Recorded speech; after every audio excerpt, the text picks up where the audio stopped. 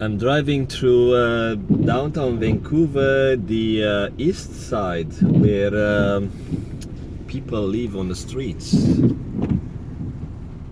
Like you won't see that in many European towns or cities. It's really sad environment where lots of people are suffering. And what causes the mental suffering?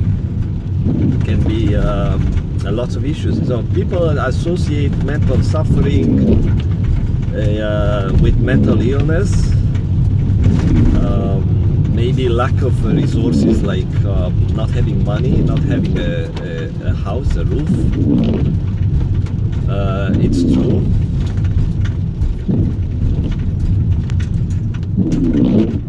But I'm here to say a couple of things, a couple of words about mental suffering in a corporate environment, because as a service person, I drive around and I do work with all sorts of types of customers, all sorts of companies, and I see mental suffering in a large corporate environment, and it happens a lot in toxic workplaces where people are made to feel insignificant and feel like nobodies. And it's sad to see, but I opened my mind to see those. Most people ignore that, including the managers, people working in those companies, co-workers, because what happens, the company culture and the system set up a normal environment and behavior when people for 8 or 9 or 10 hours a day, they experience the same attitude, and it changes their perception of reality. These people don't know what's love, what's respect, what's compassion, because they do work for companies who treat them like garbage, treat them like slaves. It's like they own the souls of those people. And if you work in such environment, you may kind of think, oh yeah, I know that, but it seems to be okay if you are not the one suffering. If you are let's say forklift driver, if you are just a mechanic doing repetitive work, or an assembler, or anything like very simple task, repetitive work, you are disposable. You can be replaced, and the management is aware of that. It knows that's the reason they hire this type of people, because they don't pay and they take advantage of the market, because the marketplace, the workforce market, has a large number of people who are not employed and who are looking for an income to feed their families. And these companies are taking advantage of that because they are led by opportunistic people. That's why they grew to the level of a large corporate environment. How you grow a company without taking advantage of the opportunities on the market, including the opportunities to exploit the workforce. You cannot really grow because you are being limited by the tax. You are limited by the market itself. So the market kind of controls how fast And who's growing? If you're not aggressive enough, the market forces, the competitive forces are going to take care of you, are going to eliminate you, are going to stop your growth, because someone else will. It's not that much of a resource in a shared marketplace that allows you to grow to unlimited size. So if you grow, that means you have a product or a service that sells well, and some other tigers are going to take care of your meal, and which will limit your growth. So those are the market forces that limit the growth of the company. So now, if you know that, then think of these huge corporations, huge companies, why they got that big? Because their leadership took advantage of the opportunities in the market. It's not only investing, because you can have a bunch of investors, but if the management does not look after the opportunities, then the investment is gone. People lose money that way when they put their money into the hands of a management that's not taking opportunities seriously, or they ignore the market opportunities. So that's the idea. These companies take advantage of everything. So if you put yourself into their plates, they will eat you. If you don't ask for more money, they won't give you more money. Okay? So don't be naive to believe that all these big companies are going to reward you according to how much you work. You know, they hire managers to take care of that. So they hire managers to make sure people are kept in check. People are not rebellious. People are getting fired when they don't follow the company culture and policy. So before you get into a large corporate environment, what's your reasons?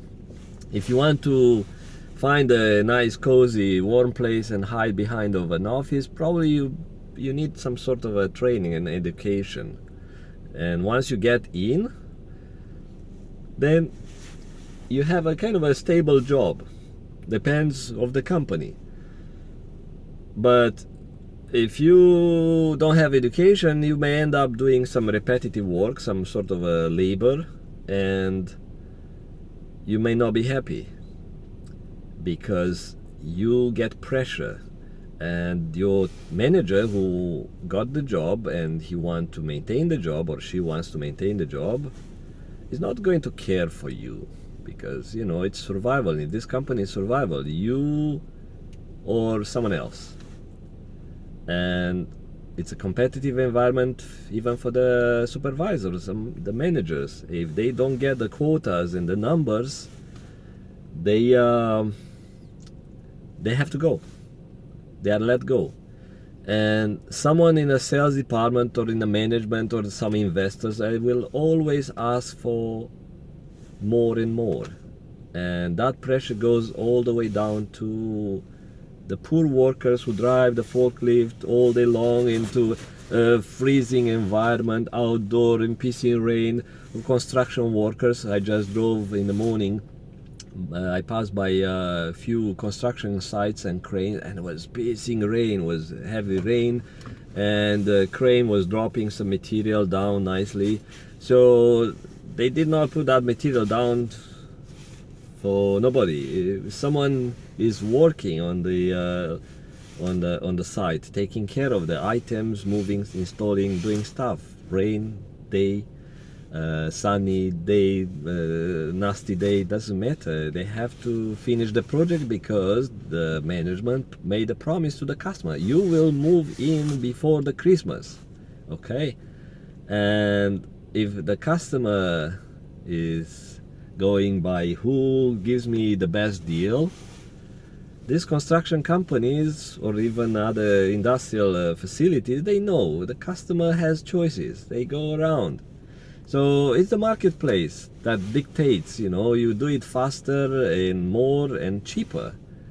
And that pressure goes all the way down. So it's not like the old days, not really old days when people were being used as slaves, but maybe 10, 15 years ago when some companies started their processes and they were kind of new to the market, was nobody else with that product or service, and they were able to charge a lot to their end customer, and the workers did not have that much of a pressure because it was enough money and was not much of a customer pressure. But now customers got spoiled, and because there are so many competitors on the market providing the same product or service, and the customer got spoiled and they expect more and more, and they start threatening the supplier, these companies. You know what? I'm taking my account to someone else. I'm buying from somewhere else. And salespeople don't want to lose deals, put pressure on the management, or may overpromise, and the management put pressure all the way down to the workers. And now the workers say, you know what, yeah, 10 years ago you used to be easier, I had different manager, nicer people, and now they are sad and upset. Now they are unhappy. And there is also part of the company's culture is to instill fear into workers, so they make them afraid that they may lose their job. And unless these people are really, really specialized and really qualified, they are afraid. They know, you know what, my job can be done by some guy 10 years younger. And ageism comes into play as well. So all the people who are not really skilled, so who did the same type of job for the last 20-30 years, they know that some young kid, some young guy, 20-something years old guy can do his job. Especially the young guy does not complain much.